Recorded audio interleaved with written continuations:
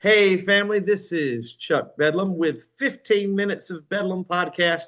And I am so honored tonight to have River Monster recording artist, Wilmington, North Carolina's very own punk rock band, 42. What's up, fellas? What's up, Chuck? Hello. Good to Hey, be here. Chuck. Are you guys living the punk rock dream? Every day. Every day, yeah. We I was we going to most say, certainly. yes, we are living it, getting our kids ready for the first day of school. And my one daughter is about to start her first day teaching tomorrow. That's incredible. Congratulations. That is so good. That is so good. And so, what grade level is she teaching? She's going to teach high school mathematics. All right. That's great. I'm a high school Nice. English teacher. She'll have a good time. It's fun. Nice, nice. Kids are really, really smart and they can do a lot. They can do a whole lot. Oh, yeah. And if she needs any help with technology, they've got her back for sure. These high school kids, they're quick, just like that. That's Yeah. awesome. So, are you other guys living the dream? What does it mean to live the dream for you guys, Josh and Lucas? You can go ahead, Lucas. Well, I was gonna say the DIY portion of it. I feel like we're at this cool stage where we got some great opportunities, but we still get to be in the weeds of everything. And quite frankly, I love it. There's some days you don't always love it, but on the whole, I do love it. So That's great. Yeah, it's funny. I was just talking to somebody about putting on festivals. Somebody that's a friend of mine here in town, Devin, that's with the band Winley, and he works with Myrtle Beach shows, and they do a lot of shows. And he came out to our festival the other night, and we co-promote and do some things together. And he's a younger guy; he's like probably in his 20s. And he said a couple of things that were so wise. He said, first of all, I really, really enjoy promoting the festivals, putting them together, and then you have the festival, and then it's gone, and it's kind of like you had a child, and then and then now the child's here, kind of thing. And the other thing he said that was so profound that I just shared with my wife the other day, especially now in the 21st century with punk rock, is he said, playing in a band is just a really, really complicated and involved way to sell a few t-shirts. I said, you're right. You load up a van with what, it's $8,000 distribution. worth of equipment, spend $1,000 in gas, food, and hotel, and you go sell like $200 worth of t-shirts, but we wouldn't change it for anything. It'd be nice Yeah, to I don't help know. people. Yeah, I can't. uh, After we play, I'm so stoked, and then I come down so hard and I get so low. And I just get such pleasure out of playing with these guys. So I think of it differently, but I haven't played as many shows as these guys have. So yeah. It's It's great. always the same. Well, there's nothing like creating music together. So let's talk a little bit about how you guys got together. I know we have a pair of brothers in the band. We've got Andrew and Josh, and then we've got Lucas on board as well. And I love the idea of the power trio. So let's talk a little bit about the brothers, how you guys started doing music together way back in the day, and then how you guys connected with Lucas.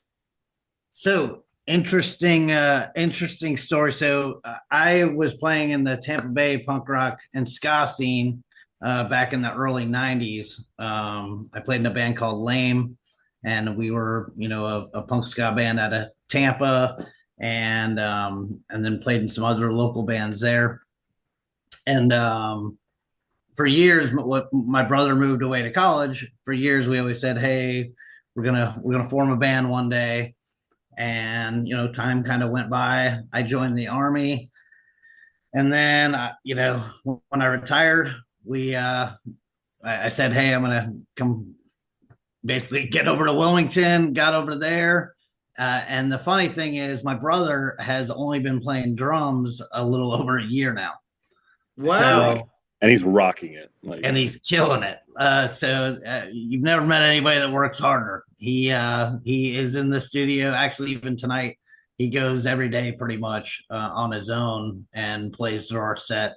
He's just a machine. But so we said we were going to do it, and then Lucas heard some of the recordings. Like we kind of stalked him online, and then he heard it, and he was like, "Hey, I want to be a part of this." And that was last October. Played our first show last December, and I mean, we played mostly in North Carolina for the most part, and we have played in Florida so far, and it's just been awesome. I mean, the three of us just really, really, really get along, and I yeah, would add to that, Chuck, that Josh, he really undersells himself. He's really been the soundtrack of my life.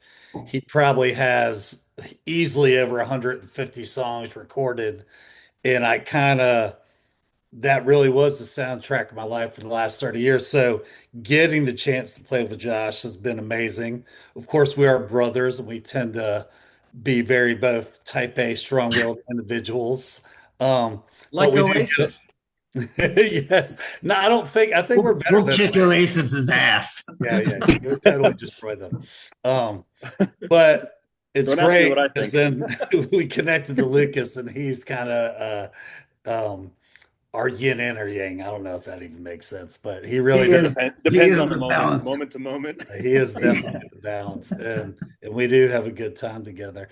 And a caveat: I did play drums from fourth grade to seventh grade. It just was a 30 something, maybe 40 something year break in between then. It's like riding a bike. Once you got it, you got it.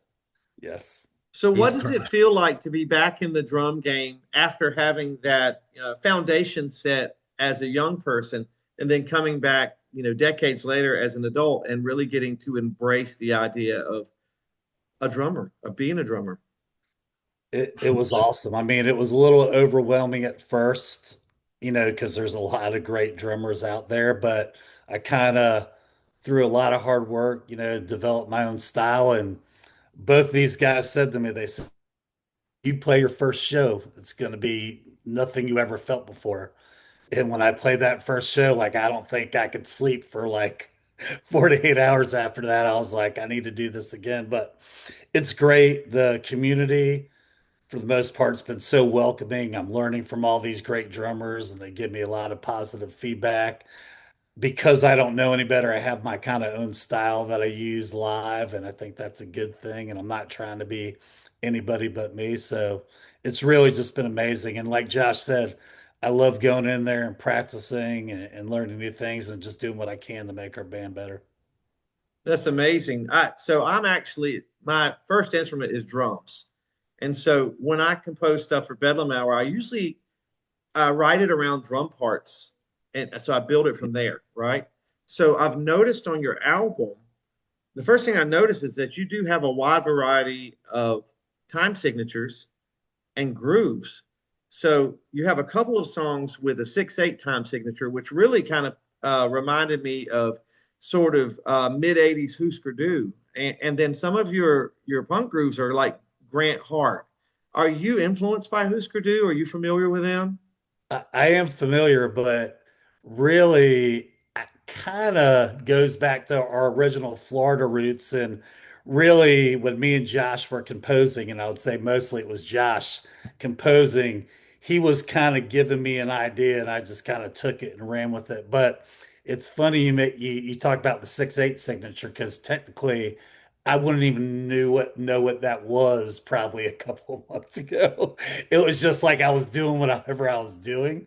Lucas has kind of been schooling me a little bit about time signatures, but no, Josh was a great influence, and sometimes he gave me the freedom, which it's funny, as brothers, you think we'd be hard on each other, but he was so supportive at first, and then when Lucas came in with his bass, it kind of opened up a whole new world because I was just playing with the guitar at first. So Mm-hmm. Lucas kind of showed me that other realm of all those little, notes in and out of the beat. And so it's just helped a lot me. It helped me learn and get better at drumming. Well, you guys have really put together a solid record, and all of the playing. I mean, you guys are definitely chops heavy performers, and that's wonderful because it gives you a palette because you have some flexibility because you guys have the skills to do it, and it's really paying off of the record. So let's talk a little bit about your record now. It's called Beeble Brox. It's 42, and it's on Rhythm Yeah, Records, there he and I'm is. so proud that we So are on proud of that that. label together. River Monster, Larry, we love you. Shout out, Larry. So let's talk a little bit about the production, and then let's talk about the track list. You guys just kind of walk us through the process of putting the record together, and then a little bit later, I want to geek out about your gear. So let's talk about gear in a little bit too. Go ahead and take it. Let's talk about the record. What do y'all want to say about the record for the folks out there? You want to talk about the production of it, Lucas, or? Sure, I guess I could go into that. I mean, personally, I think it's a little bit different than I've done it before. Like I guess I would say in the records I've made in the past, it was kind of everybody did the recording themselves, but we actually did this through Audio Scribe Studios. Mike is great at recording and being an engineer, and he doesn't necessarily have a punk background, which was actually really cool because it helped. There's some decisions that we were going back and forth on, and you say, well, why don't you try this? Maybe based on the things that you're saying, and it helped a lot. And it was just it was just a cool experience overall, getting the different ideas together on that. Actually, when I do want to mention what you just said about him not having a punk rock kind of background. When we first went in there, it was pretty cool. He had this list of like punk bands. He's like, hey, I've never really done a punk band, but he's like, over the last week, I've listened to Black Flag, Fear, Minor Threat, Bad Religion. I'm like, did your homework, man. I'm like, pick some good ones, bro. Those are all classics. And it was really cool. I mean, like, I just thought that was awesome because, like, talk about being out of your wheelhouse and doing that, but just being, and that's why I love like the music community, because if you can just jump in and not discriminate against somebody else's music style and kind of embrace it and kind of put your own into it. I loved working with them. So I thought it was really, really kind of cool when I saw that. Yeah, Sorry, and that's amazing. No, and then actually that's like perfect thing I was like thinking about too. I don't know how much detail you want to like the actual techniques, recording techniques, because I could geek out about that. But one of the cool things about this is with Andrew being newer to drums and recording in itself, and then us being a new band, it's almost like what is going to happen when we get together inside the studio? Because I think we've all been in situations where the tensions can rise up, and there were some frustration points, but what was really cool is the support that we gave each other, and we were able to figure things out and all that, and I think it helped make the record what it is, and I think I can proudly say that I feel like it represents us pretty well. So pick two songs, guys, that you think are the must-hears for folks out there. We want them to listen to the whole album, but when they go on Spotify, what's the first one they need to click, and what's the second one they need to click on? So I definitely, it's kind of weird that the songs, and it's kind of cool. You mentioned it earlier. You said like there's a wide variety of kind of riffs from start to finish, and the interesting thing about that EP, it does start from our beginning to our end. The song Hiki would be the first one I would ask people to listen to, because that was sent to my brother in December, I don't know, whatever year I moved here, I think 23 or something. I sent it to him a few weeks before I got here, and I said, this is going to be our first song, and it sounds close. Well, it really doesn't sound anything like the song now, but that song, it's pretty cool, and actually all of our kids and wives are like, that's actually, my wife even said it today. She's like, you need to re-record that with another one similar and put it out. So, which I'm going to talk to my band about. It's a really strong track. It's very hooky and catchy. It's really good. Yeah. Yeah, Hiki, and then and this is just for me, Barn Burner is another one that kind of was our kind of the other side, the flip side of Hiki would be the Barn Burner, but all those kind of influences in between. I mean, you asked about influences. For me, overall, my thought 442 when I brought it to my brother was a combination of my love for bands like Bad Religion, Bracket, Inspection 12, Millencolin, Social Distortion, and just kind of all brought in there. So I feel like Beeblebrox does that. It kind of includes all that love for all those kind of bands. I mean, tons of other bands in there too, but and I don't know number. Yeah, that would be Barn Burner would be my number two. I just think it's a good spread of how we represent and love punk rock and what the music we're writing. I mean, I don't think, hey, I'm going to write a punk rock song. I just like writing songs, you know. So Sure. Well, you guys have created a really tight unit. It's very cohesive. All of the songs have their own personalities, but they definitely fit together well and they flow together well. So the track order is very, very effective. Where can people see you play next? Well, actually, Lucas, you probably know that better because I will totally screw that up. Well, while I look it up, and I will say this while he's looking that up, you know, we have a couple other songs on. Well, we have some cool news too, if you don't mind if we. Yes, breaking news. Let's go. So this band right here, I got to give them props. 5 foot nothing. Yeah, I see them all the time on Instagram. Mm-hmm. Yeah, they are our bros. They're awesome. We're gonna do a split 7-inch record with them, and it'll be out on River Monster Records around November. We go back in the studio to do our songs. I think we're both going around the same time, mid-September, and so we're gonna do a split with them, which will have 2 of our new songs we've written, and 5 foot nothing. So that's amazing. Now, where are they out of? They're out of Wilmington as well. Right on. Wilmington's got some stuff going on. Of course, Busted Radio's up there, our bros. Yep. Yeah, we'll be playing with them soon. They asked us to play in a show today. They're awesome. And give us the rundown, Lucas. Yeah, well, I was going to say part of the reason why there was a little bit of hesitation, you know, as we've been, you know, playing with the community more and more. So we've been invited to a couple cool shows. So our next, you know, we're going in, to do some recording in mid-September, but then end of September, the 20th, we're playing at, Josh, help me on the name if I get it wrong, the Cannonball Music Hall. Mm-hmm. Yeah, in Raleigh. In Raleigh, and that's going to be with 5 foot nothing. And then playing Crofton's Pretzels in Wilmington next day. Yeah. And then actually we're playing at the Sandspur at Carolina Beach on the 27th of September. With Busted Radio. And just invited us to play. You know, so our calendars are filling up, you know, pretty nicely. You know, we have a couple of week break. I think we had a good run of shows, and now we're going to get back to the studio, you know, to do that split and, you know, then get back out on the road. We go to Chicago with our boys. Goodbye Sunshine in December. Nice. But our biggest show coming up, really, I can't believe they overlooked this, is in November, Port City Blitz. Right. Festival here, and we are playing on the same night as Superchunk. Yes. We are very fired up about that.